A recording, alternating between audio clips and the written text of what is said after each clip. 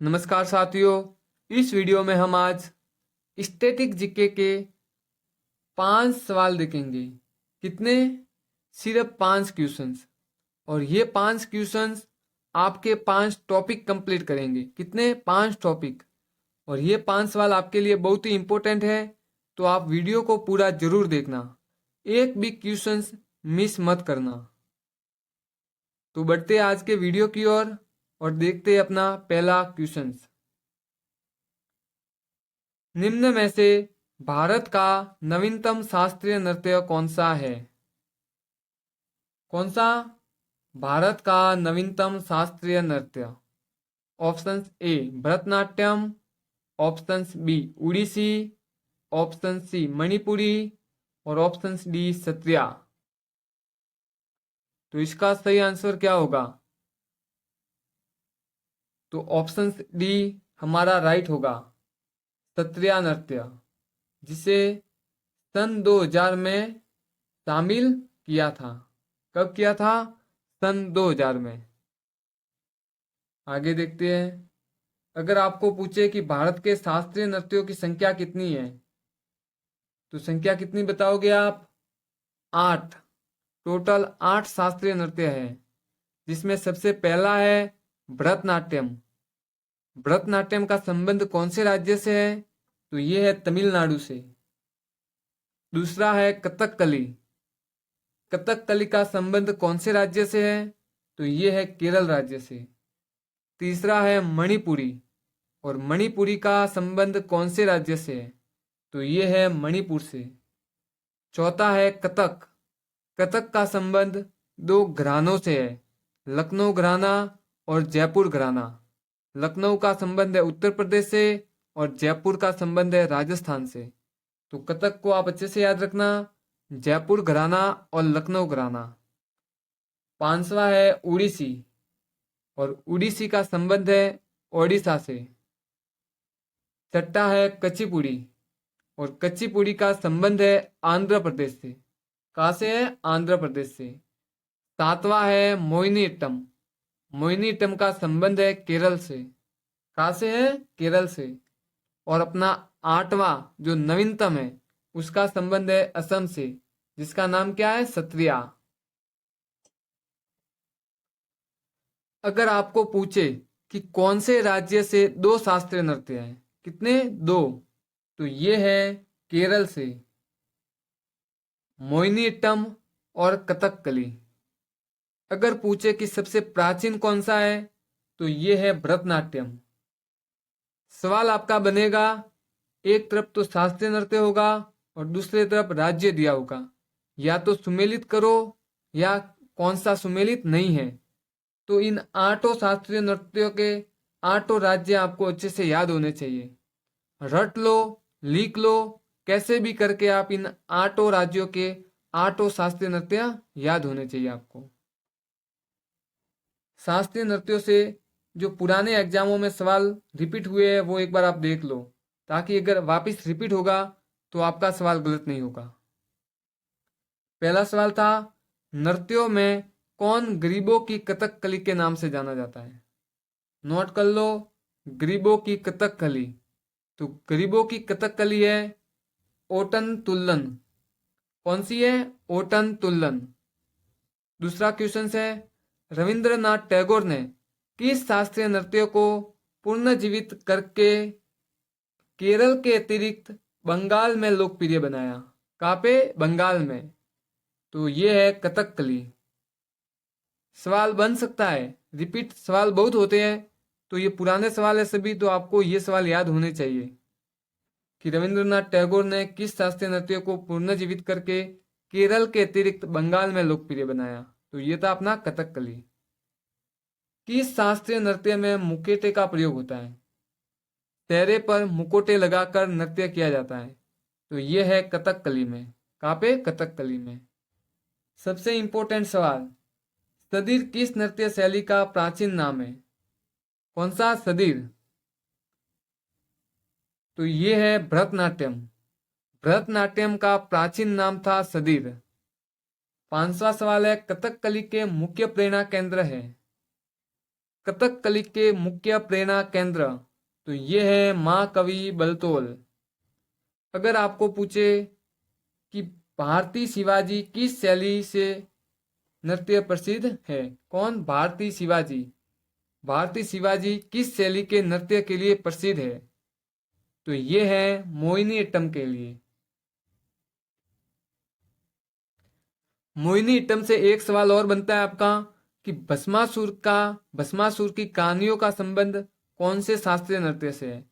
तो ये भी है मोहिनीअट्टम से। भस्मासुर, जिसमें भस्मासुर का वध करने के लिए भगवान विष्णु मोहिनी का रूप धारण करते हैं। 7वां सवाल है, बिरजू महाराज किस क्षेत्र के सुविख्यात कलाकार है? कौन? बिरजू महाराज। तो बिरजू महाराज का भी संबंध है कथक से।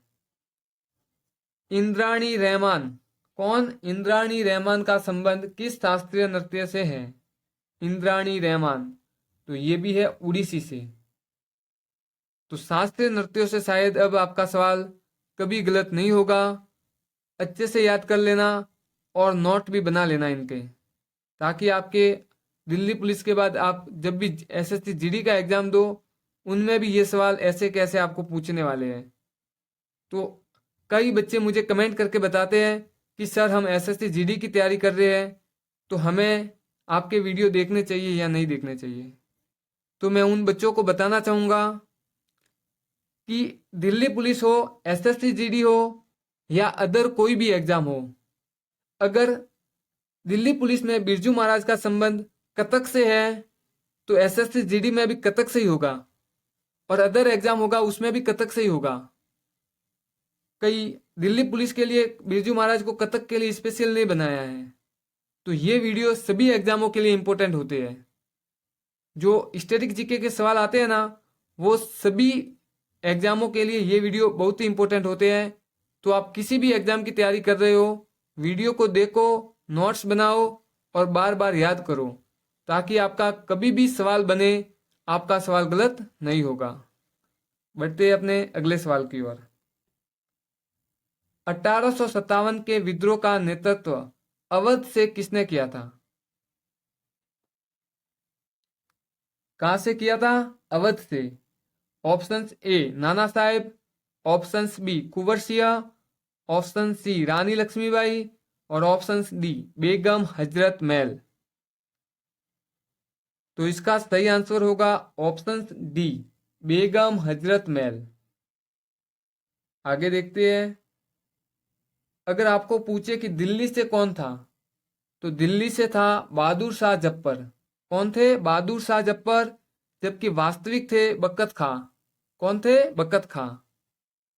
कानपुर से थे नाना साहेब और तात्या तोपे। याद रखना, नाना साहेब और तात्या तोपे कानपुर से थे। झांसी से, तो झांसी से थे रानी लक्ष्मीबाई और बिहार से थे कुंवर सिंह। ये मैंने आपको क्यों बताया है? ताकि आपका मिलान वाला सवाल गलत नहीं हो।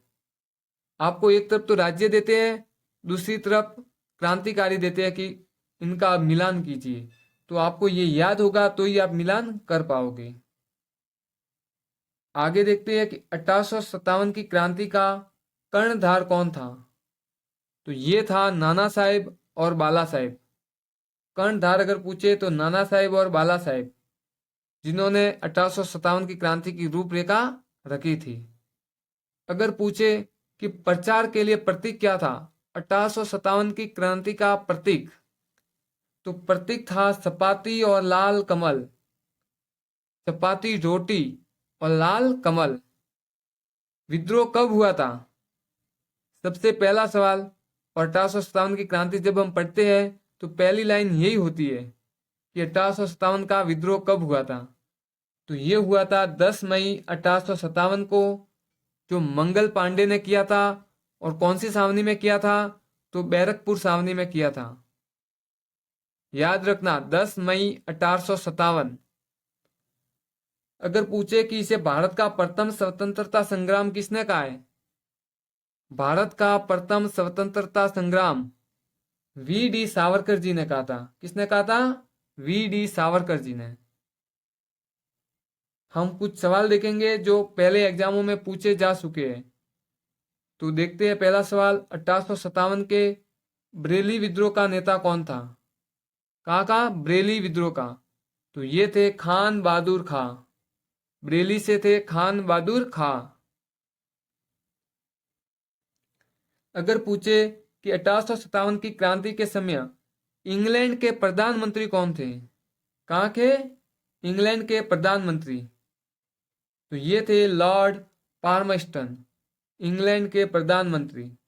और अगर पूछे कि भारत के गवर्नर जनरल कौन थे उस टाइम? भारत के गवर्नर जनरल थे लॉर्ड कैनिन। कौन थे? Lord canine. 1857 के विद्रोह को षड्यंत्र की संख्या किसने दी है? किसकी? षड्यंत्र की। तो ये दी है जेम्स आउटरम व डब्ल्यू टेलर ने। जेम्स आउटरम व डब्ल्यू टेलर ने। अगर आपको पूछे कि जांच के लिए किस आयोग का गठन किया था? 1857 के विद्रोह के लिए एक जांच कमेटी का गठन किया था, वो कौन सा आयोग था? तो ये था पील आयोग। कौन सा था? पील आयोग। बढ़ते अपने अगले सवाल की ओर। पानीपत का प्रथम युद्ध कब लड़ा गया? सवाल है पानीपत का प्रथम युद्ध। Option C 1526, option B 1627, option C 1191 और ऑप्शन डी 1192। पानीपत का प्रथम युद्ध। तो आप पहले तो देख लो 1191 और 1192। इस दिन भी दो युद्ध लड़े थे। एक तो 1191 में लड़ा गया था त्राइन का प्रथम युद्ध। ये सवाल भी बहुत बार आता है कि त्राइन का प्रथम युद्ध कब हुआ था? तो ये हुआ था 1191 में। अगर पूछे कि द्वितीय युद्ध कब हुआ था, त्राइन का द्वितीय युद्ध, तो ये हुआ था 1192 में। किनके मध्य हुआ था? तो पृथ्वीराज चौहान और मोहम्मद गोरी के मध्य हुआ था। इसके बाद भारत में दिल्ली सल्तनत की स्थापना होती है और ये स्थापना करता है कुतुबुद्दीन ऐबक, जो मोहम्मद गोरी का गुलाम होता है। और पानीपत का प्रथम युद्ध तो ये हुआ था 1526 में बाबर और इब्राहिम लोदी के मध्य में। किनके मध्य हुआ था? बाबर और इब्राहिम लोदी के मध्य में। और इस युद्ध के बाद भारत में मुस्लिम साम्राज्य की स्थापना होती है। किसकी होती है? मुस्लिम साम्राज्य की स्थापना पानीपत के प्रथम युद्ध के बाद, जिसमें बाबर की विजय होती है। और बाबर की विजय का कारण होता है तुगलकनमा पद्धति और गोले बारूदों का प्रयोग, तोप खाने का प्रयोग। ये सब पानीपत के प्रथम युद्ध में बाबर ने उपयोग में लिए थे। कौन कौन से? तो तोप खाना, गोले बारूद और इसकी युद्ध की नीति तुगलकनमा। हम बाबर के और भी युद्ध देखते हैं ताकि अगर यहाँ से सवाल बने तो भी आपका गलत नहीं होगा। पीके सीजी, पानी पिया, खाना खाया, चंदा दिया और घर गया, लास्ट में मर गया। पानीपत का प्रथम युद्ध 1524 इब्राहिम लोदी के साथ।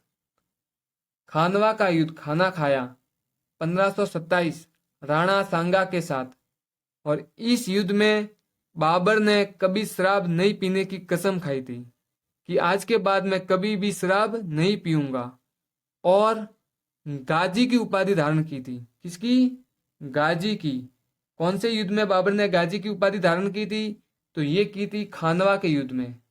इसके बाद होता है चंदेरी का युद्ध, 1528 में होता है मैदनी राय के साथ। किसके साथ होता है? मैदनी राय के साथ। और बाबर का अंतिम युद्ध गागरा का युद्ध, जो 1529 में होता है मोहम्मद लोदी के साथ में। ये चारों नाम और क्रम अच्छे से याद कर लेना। बाबर आया, पानी पिया, खाना खाया, चंदा दिया, घर गया और मर गया। 1530 में बाबर की मृत्यु हो जाती है। पानी पिया, पानीपत का युद्ध। खाना खाया, खानवा का युद्ध। चंदा दिया, चंदेरी का युद्ध। और गागरा का युद्ध। घर गया मतलब गागरा का युद्ध। और अगर आप इससे भी शॉर्ट याद करो तो पीके, पीके सीजी, ये 4 वर्ड याद कर लेना। पीके सीजी।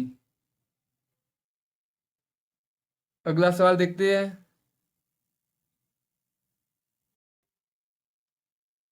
महात्मा गांधी द्वारा चंपारण आंदोलन कब किया? कौन सा आंदोलन? चंपारण आंदोलन। 1917, 1918, 1919 या 1920? 1917, 1918, 1919 और 1920 महात्मा गांधी द्वारा चंपारण आंदोलन। तो इसका सही आंसर होगा ऑप्शन ए 1917 में।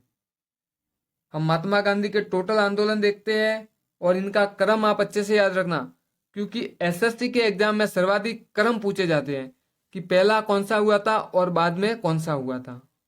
तो क्रम आपको अच्छे से याद होने चाहिए।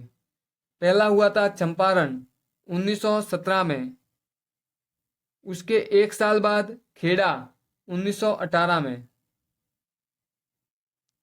चंपारण, खेड़ा, फिर होता है अहमदाबाद मिल मजदूर, ये होता है 1918 में। फिर होता है खिलाफत आंदोलन 1920 में। फिर होता है असहयोग आंदोलन 1920 में। छठा होता है सविनय अवज्ञा आंदोलन 1930 में। और ये वही 1930 वाला आंदोलन है जिसमें नमक यात्रा निकाली जाती है, दांडी मार्च। दांडी मार्च 1930 सविनय अवज्ञा आंदोलन। और महात्मा गांधी का अंतिम आंदोलन है भारत छोड़ो आंदोलन। कब हुआ था? 1942 में। सन अच्छे से याद रखना। चंपारण 1917, खेड़ा 1918, अहमदाबाद मिल मजदूर 1918, खिलाफत आंदोलन 1920, असहयोग आंदोलन 1920, सविनय अवज्ञा आंदोलन 1930 और भारत छोड़ो आंदोलन 1942। ये आपको अच्छे से याद होने चाहिए, क्योंकि महात्मा गांधी से रिलेटेड एक सवाल अच्छे से बनेगा आपका और 100% बनेगा। तो ये सवाल आप, ये आंदोलन अच्छे से याद कर लेना। बढ़ते अपने अगले सवाल की ओर। भारत की सबसे लंबी सीमा किस देश से लगती है? कौन सी?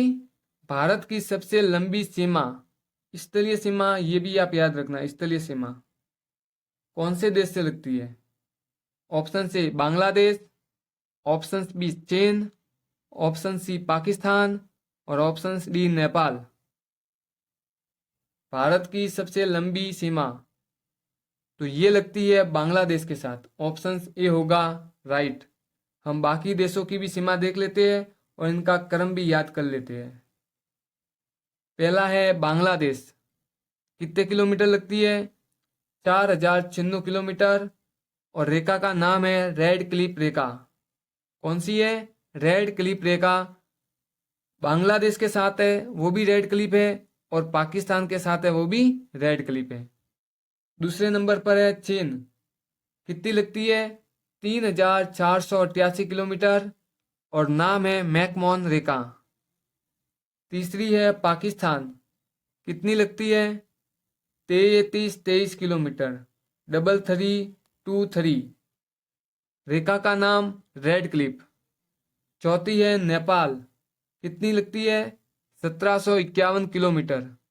पांचवी है म्यांमार, 1643 किलोमीटर। छठी है भूटान, 699 किलोमीटर। सातवीं है अफगानिस्तान, 106 किलोमीटर। और रेखा का नाम है डूरेंट रेखा। क्या नाम है? डूरेंट रेखा। अगर आपको पूछे कि अफगानिस्तान से जो रेखा लगती है वो कौन से राज्य से लगती है, तो ये लगती है पीओके से। जो भारत का पाकिस्तान अधिकृत कश्मीर है, उस कश्मीर से लगती है अफगानिस्तान की सीमा, 106 किलोमीटर। क्रम याद रखना अच्छे से। बांग्लादेश, चीन, पाकिस्तान, नेपाल, म्यांमार, भूटान और अफगानिस्तान, टोटल 7 देश है। कितने हैं? 7 देश। तो आज का अपना अंतिम सवाल है और इस सवाल का आंसर आप कमेंट बॉक्स में बताओगे। ये सवाल आपके लिए है स्पेशल और इसका आंसर आप कमेंट बॉक्स में बताओगे। गुजरात राज्य की तटीय रेखा कितनी है? इसकी गुजरात की तट रेखा जो समुद्र से लगती है, ऑप्शन ए 1962 किलोमीटर या ऑप्शन बी 1214 किलोमीटर। ए या बी, इसका आंसर आप कमेंट बॉक्स में बताओगे। अगर आपको आज का ये वीडियो अच्छा लगा हो तो प्लीज़ एक लाइक कर लेना और कमेंट बॉक्स में बता देना, ताकि मैं आगे आपके लिए ऐसे ही 5-5 या 6 सवाल लेके आऊँ, ताकि आपका दिल्ली पुलिस से पहले पहले स्टैटिक जीके कवर हो जाए। हम अगला वीडियो अभ्यारण्य, राज्य प्रतीक और राष्ट्रीय प्रतीक का लेके आएंगे, तो चैनल को सब्सक्राइब करके रखना, ताकि आपका स्टैटिक जीके में स्कोर 60 में से लगभग 50 से प्लस ही बने। कितना? 50 प्लस ही बने। इसलिए आपको सभी वीडियो को देखना, ये नहीं कि आप एक वीडियो को देखे। जितने भी मैंने आज तक अपलोड किए हैं उन सभी वीडियो को आप देख लेना, ताकि आपका स्टैटिक जीके और करंट अफेयर्स और कंप्यूटर ये तीनों कंप्लीट हो जाए। स्टैटिक जीके, करंट अफेयर्स और कंप्यूटर। कंप्यूटर के जो 3 वीडियो डाले हैं वो तो आप जरूर देखना। इतने इंपॉर्टेंट वीडियो है वो कि आपका कंप्यूटर से एक भी सवाल गलत नहीं होगा। और अगर आपने अभी तक हमारे टेलीग्राम चैनल को ज्वाइन नहीं किया है तो टेलीग्राम चैनल को भी ज्वाइन कर लेना, ताकि आपका स्टैटिक जीके और करंट अफेयर वहां से भी कंप्लीट हो जाएगा। धन्यवाद दोस्तों।